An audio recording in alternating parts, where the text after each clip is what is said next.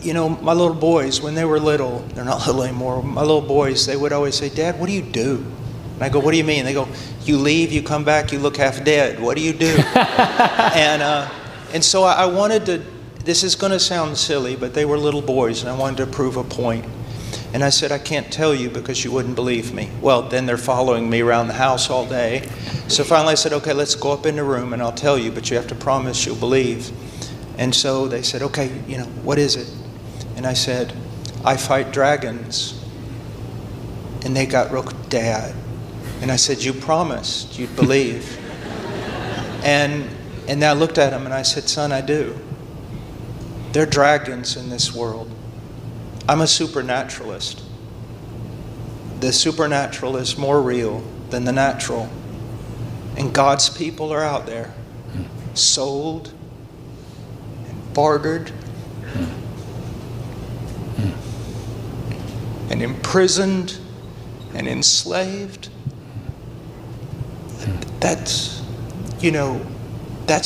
my daughter, my mother, my sister. Who cares about us? We're men. The definition of a man is self-sacrifice. He brings the people home. And there's some sense in which we need to look at ourselves, and it's almost like God is saying, I don't care if none of your needs are met. I don't care how much you suffer.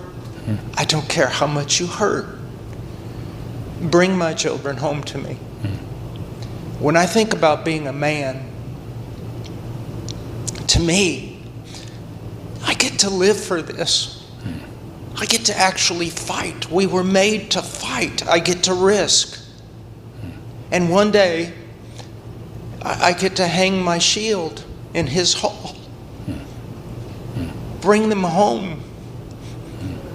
Fight a hell if you have to. Die. Someone said one time to me, if I do this, they'll kill me. I said, then die.